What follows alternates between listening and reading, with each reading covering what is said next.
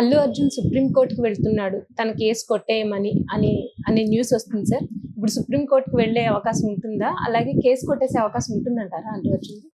Allu Arjun supreme కోర్టులో petition అయిపోతున్నాడు అనే వార్త మార్నింగ్ నుంచి వైరల్ అవుతుంది సోషల్ మీడియాలో. సో ఎందుకు అల్లు అర్జున్ సుప్రీం కోర్టుకి వెళ్ళే పరిస్థితి ఉంది, సుప్రీం కోర్టులో అతనికి న్యాయం జరుగుతుందా అనేది మనం చూస్తే, మామూలుగా లీగల్ గా అతని కేసు పొజిషన్ కానీ మనం చూస్తే అల్లు అర్జున్ మీద బిఎన్ఎస్ భారతీయ న్యాయ సంహిత 105 అండ్ 118 ఈ రెండు సెక్షన్ల కింద కేసు పెట్టారు. అంటే culpable homicide not amounting to murder. అంటే కల్పబుల్ హోమిసైడ్ అంటే మన వల్ల మనం ఈ పని చేస్తే ఒక ప్రాణానికి ప్రమాదం అని నాలెడ్జ్ ఉంటుంది, ఇంటెన్షన్ ఉండదు వాళ్ళని చంపాలన్న. ఇప్పుడు మనం ర్యాష్ గా బైక్ డ్రైవ్ చేస్తాం, ర్యాష్ గా బైక్ డ్రైవ్ చేస్తే యాక్సిడెంట్ అవ్వచ్చు, ఎవరైనా చనిపోవచ్చు అనే నాలెడ్జ్ మనకు ఉంటది, కానీ మనం ఎవరిని చంపాలనేది అయితే ఉండదు. అయినా కూడా మన వల్ల, మన డ్రైవింగ్ వల్ల ఎవరైనా చనిపోతే ఖచ్చితంగా ఈ సెక్షన్ కింద మన మీద కేసు పెడతారు. దాన్ని culpable homicide not amounting to murder అంటారు. దీంట్లో 10 ఏళ్ళ వరకు జైలు శిక్ష పడుతుంది. ఎక్కువగా యాక్సిడెంటల్లో ఇలాంటివి పెడుతుంటారు. సో అది అల్లు అర్జున్ మీద పెట్టారు. దీనికి బేస్ ఏంటంటే, అల్లు అర్జున్ వస్తే ఇక్కడ క్రౌడ్స్ కంట్రోల్ చేయలేం, ప్రమాదం జరిగే అవకాశం ఉందని పోలీసులు అల్లు అర్జున్ని రావద్దని కోరినప్పటికీ కూడా అల్లు అర్జున్ వచ్చాడు. అంటే అల్లు అర్జున్కి తెలుసు ముందే, నేను వెళితే క్రౌడ్ ఇబ్బంది అవ్వచ్చు, ఏమన్నా ప్రమాదం జరగచ్చు, ప్రాణాపాయం జరగచ్చు అని అల్లు అర్జున్కి నాలెడ్జ్ ఉంది. అయినా కూడా అల్లు అర్జున్ వచ్చాడు. సో నాలెడ్జ్ ఉన్నా కూడా వచ్చాడు, దానివల్ల ఒక ప్రాణం పోయింది, ఇంకొక ప్రాణం కొట్టుమిట్టాడుతుంది. కాబట్టి ఈ సెక్షన్ అప్లికబుల్ అనేది గవర్నమెంట్ వాదన. రెండవది 118 ఏంటంటే voluntarily causing hurt with dangerous weapons or something means. అంటే వేరే ఎవరినైనా వాలంటరీగానే నిన్ను గాయపరచాలి, చంపాలని కాకపోవచ్చు, గాయపరచాలని ఆయుధాలతో, డేంజరస్ వెపన్స్ తో అనేది రెండవ సెక్షన్. ఇక్కడ ఈ సెక్షన్ అయితే కరెక్ట్ గా అప్లికబుల్ కాదు, ఎందుకంటే ఈయనేమి ఆయుధాలు ఇంకోటి తీసుకెళ్ళలేదు, కానీ ఇది కూడా పెట్టారు. ఈ రెండు సెక్షన్లు పెట్టారు.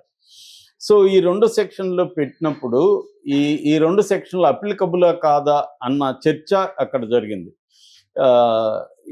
ఈ జరిగినప్పుడు ఇటువైపున నిరంజన్ రెడ్డి డిఫెన్స్ అడ్వకేట్, అంటే అల్లు అర్జున్ తరపున డిఫెన్స్ అడ్వకేట్ దీని మీద వాదనలు వినిపిస్తూ, అసలు అల్లు అర్జున్కి ఎవరు చెప్పలేదు రమ్మని, రావద్దని. అల్లు అర్జున్ ముందుగానే పర్మిషన్ కూడా తీసుకున్నారు. ఎవరు?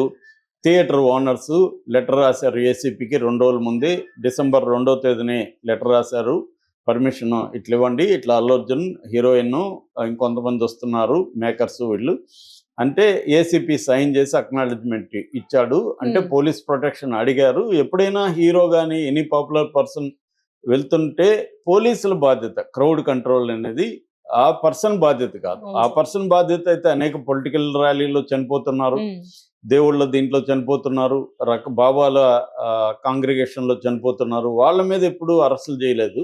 రెండోది సిమిలర్ కేసు షారుఖ్ ఖాన్ దీంట్లో జరిగింది. షారుఖ్ ఖాన్ వడోదర అనే ఒక రైల్వే స్టేషన్లో గుజరాత్లో 2017లో ఆయన వెళ్తూ కొన్ని టీషర్ట్లు అట్లాంటివి విసిరేసాడు అబ్బాయిలకి. పట్టుకునే క్రమంలో తొక్కిసలాట జరిగి చనిపోయినప్పుడు సుప్రీంకోర్టులో షారుఖ్ ఖాన్ కేసుని కొట్టేశారు. నెగ్లిజెన్స్ కూడా కాదు షారుఖ్ ఖాన్ది అన్నారు. షారుఖ్ ఖాన్ బాధ్యత కాదు, క్రౌడ్లను కంట్రోల్ చేసే బాధ్యత పోలీసులది, షారుఖ్ ఖాన్ది ఎట్లా అవుతుంది అనేసి కోర్టు కొట్టేశారని కరంజివాలే అనే ఆయన, ఈయన తరపున షారుఖ్ ఖాన్ తరపున అడ్వకేట్ కూడా మొన్న ఒక టీవీ ఛానల్లో అల్లు అర్జున్ మీద అసలు కేసే లేదు, ఇది కేసే కాదని కూడా వాదించాడు ఆయన. ఎందుకంటే ఆల్రెడీ సిమిలర్ కేసును ఆయన డీల్ చేస్తున్నాడు కాబట్టి ఆయన్ని పిలిపించారు డిబేట్లకి. నేను అవి చూశాను ఇంటర్వ్యూలో. అందులో కూడా ఆయన ఏం చెప్తున్నాడంటే, కరంజివాలా అని సిద్ధార్థ లోత్రా అప్పుడు వీళ్ళ దీంట్లోనే ఉండేవాడు, కరంజివాలా అండుకో అనేది లా ఫర్మ్ అనమాట. సో అట్లా సుప్రీంకోర్టు అడ్వకేట్లు కూడా ఈ సెక్షన్లు అసలు ఈయనకి అప్లికబుల్ కావు. ఆయన తన సినిమాని అభిమానులతో కలిసి చూడడానికి సినిమా థియేటర్కి వెళ్ళాడు. ఆయన ఏమి పబ్లిక్ ఫంక్షన్లోకి వెళ్ళి లేదా షారుఖ్ ఖాన్ లాగా ఫ్యాన్స్తో ఇంటరాక్ట్ కూడా కాల, వచ్చి సినిమా చూసుకొని వెళ్ళిపోయాడు. సో ఆయన తప్పేం లేదు. ఆయన వస్తున్నాడని పోలీసులకి ఇన్ఫర్మేషన్ ఉంది, ఇన్ఫర్మేషన్ ఉన్నప్పుడు పోలీసుల బాధ్యత అది. ఉమ్, రెండోది ఈయన అప్పర్ బాల్కనీలో ఉన్నాడు. జరిగిన సంఘటన లోవర్ బాల్కనీలో, పోలీసులు లోవర్ బాల్కనీలో సెక్యూరిటీ ఏర్పాటు చేయకుండా ఈయన దగ్గరికే వచ్చేసారు. ఎందుకంటే వాళ్ళకి కూడా అల్లు అర్జున్ చూడాలని, అల్లు అర్జున్తో ఉండాలని పోలీసులకు కూడా ఉంది కాబట్టి వీళ్ళు ఇక్కడికే వచ్చారు.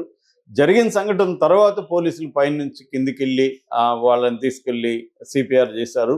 అది నేను చెప్పడం కాదు, వాళ్ళ రిమాండ్ రిపోర్ట్లోనే ఉంది చూడండి అనేది కూడా నిరంజన్ రెడ్డి కోర్టుకి పెట్టాడు. ఉమ్, సో క్లియర్గా ఏంటంటే ఈ 2 సెక్షన్లు అప్లికబుల్ కావు. మహా అంటే నెగ్లిజెన్స్ కింద 106 BNS ఆ చట్టం మాత్రమే అప్లికబుల్ అవుతుంది. ఆ చట్టం అయితే 3 నుంచి 5 ఏళ్ళు మాత్రమే జైలు శిక్ష ఉంటుంది. కాబట్టి అది బెయిలబుల్. వీళ్ళు కావాలని నాన్ బెయిలబుల్ పెట్టి కావాలని ఫ్రైడే అరెస్ట్ చేసి సాటర్డే సండే కొంత ఒక 2 రోజులైనా జైల్లో పెట్టాలని ఇది కనబడుతుంది. అందుకనే ఆయన పబ్లిక్ ప్రాసిక్యూటర్ కూడా మండే వరకు టైం ఏంటి అని కూడా అడిగారు.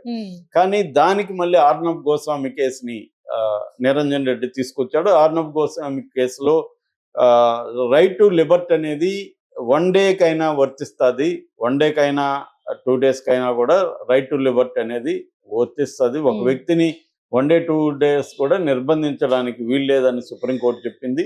ఒక యాక్టర్ అయినంత మాత్రాన ఆయనకి సామాన్య జనులకు వర్తించే రూల్స్ ఈయనకి వర్తించకుండా పోవు అనేది కూడా ఆయన ఎస్టాబ్లిష్ చేశారు. మూడవది క్వాష్ పిటిషన్. యాక్చువల్గా బెయిల్కి వీళ్ళు అప్లై చేయలేదు, క్వాష్ పిటిషన్ చేశారు. బెయిల్కి అప్లై చేయాలంటే ట్రయల్ కోర్టు అంటే ఏ కోర్టులో నీ కేసు వెళ్ళిందో ఆ నాంపల్లి క్రిమినల్ కోర్టులో బెయిల్కి అప్లై చేయాలి. కానీ వీళ్ళు అందుకని బెయిల్కి వీళ్ళు క్వాష్ పిటిషన్ వేశారు. అంటే ఈ సెక్షన్లు చల్లవు, కేసే లేదు, కేసు కొట్టేయండి అని వేశారు. ఈ క్వాష్ పిటిషన్ సందర్భంలో ఇంటీరియం బెయిల్ ఇవ్వడం కరెక్ట్ కాదు అనే ఆర్గ్యుమెంట్ కూడా వీళ్ళు చేశారు. బట్ అక్కడ జడ్జి జువాడి శ్రీదేవ్ గారు డిఫెన్స్ అడ్వకేట్ వాదనలతో ఏకీభవించి ఆయన తీసుకొచ్చిన ఈ ఆర్నబ్ గోస్వామి అండ్ షారుఖ్ ఖాన్ ఈ 2 కేసుల విషయంలో సుప్రీంకోర్టు ఎలాగా డీల్ చేసిందో దాని గైడెన్స్లోనే ఆమె ఇంటీరియం బెయిల్ ఇచ్చింది. ఇప్పుడు 2 పరిణామాలు చోటు చేసుకున్నాయి. ఒకటి, గవర్నమెంట్ తరపు నుంచి అంటే పోలీస్ డిపార్ట్మెంట్ తరపు నుంచి ఈ బెయిల్ క్యాన్సిల్ చేయమని సుప్రీంకోర్టుకి వెళ్ళబోతున్నారు. అదైతే సివి ఆనంద్ లేదని చెప్పాడు, కానీ పుకార్లు అయితే వస్తూనే ఉన్నాయి. వాళ్ళు మేబీ స్ట్రాటజిక్గా లేదని కూడా చెప్పచ్చు. అదే ఒకటి జరుగుతుంది. రెండవది, అల్లు అర్జున్ పిటిషన్ వేస్తున్నాడు, క్వాష్ పిటిషన్. ఇక్కడ క్వాష్ పిటిషన్ ని చర్చ తీసుకోలేదు కాబట్టి ఈ కేసును కొట్టేయండి, ఈ కేసులో ఈ సెక్షన్లు వర్తించవు, మీరే చెప్పారు సుప్రీంకోర్టులో షారుఖ్ ఖాన్ కేసులో అదే నామ్స్ నాకు కూడా వర్తిస్తాయి కదా అని క్వాష్ పిటిషన్ వేసుకుంటే ఈయనకు ఊరట లభిస్తుంది. ఎందుకంటే ఇప్పుడు అల్లు అర్జున్కి ప్రాబ్లం ఏంటంటే 4 వారాల వరకే ఈ బెయిల్.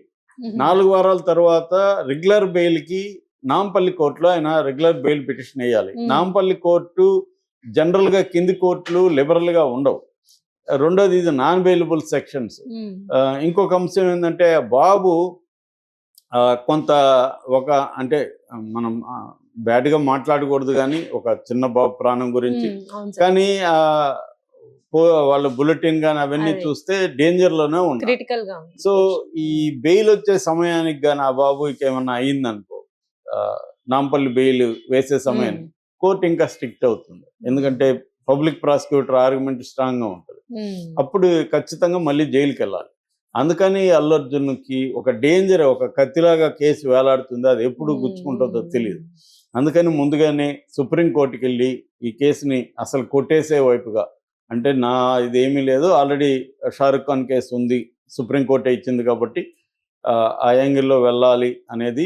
ఎందుకంటే నిరంజన్ రెడ్డి కూడా సుప్రీంకోర్టు అడ్వకేట్, బేసిక్గా ఆయన సీనియర్ అడ్వకేట్ హోదా కూడా ఆయనకు వచ్చింది. సో అందుకని ఇప్పుడు నిరంజన్ రెడ్డి ఇంకొంతమంది టాప్ సుప్రీంకోర్టు అడ్వకేట్లను కూడా పెట్టుకొని అక్కడ క్వాష్ పిటిషన్ వేసి ఈ కేసును కొట్టించుకుంటే తప్ప, కేసు ఉన్నంత వరకు అల్లు అర్జున్కి డేంజరే. ప్రభుత్వం సీరియస్గా తీసుకుంది, ఎందుకంటే ఇది నేషనల్ ఇష్యూ అయిపోయింది. రేవంత్ రెడ్డికి కూడా మీడియా మొత్తం యాంటీగా మారిపోయింది. ఎందుకంటే మీడియా మొత్తం బీజేపీ కంట్రోల్లో ఉంటుంది, మోడీ కంట్రోల్లో ఉంటుంది, మెజారిటీ మీడియా ఇండియాలో.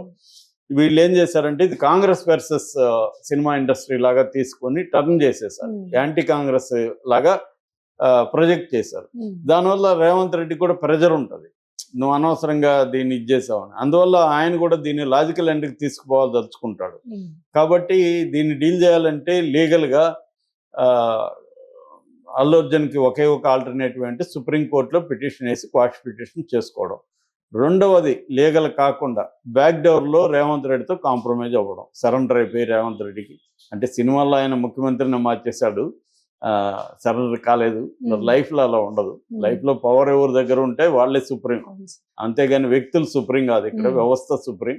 రేవంత్ రెడ్డి అంటే ఆయన వ్యక్తి కాదు, వ్యవస్థ, ఒక ప్రభుత్వం.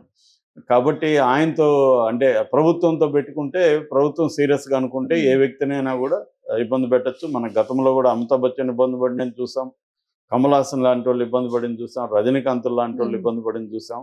ఇప్పుడు అల్లు అర్జున్ వంతు వచ్చింది. కాబట్టి అల్లు అర్జున్కి రెండు మార్గాలు: ఒకటి బ్యాక్ డోర్లో కాంప్రమైజ్ చేసుకోవడం, రెండోది లీగల్గా సుప్రీంకోర్టులో పిటిషన్ వేసి మేనేజ్ అక్కడి నుంచి రిలీఫ్ పొందడం. ఇది ఏం జరుగుతుందనేది చూడాలి మనం. Right, thank you sir.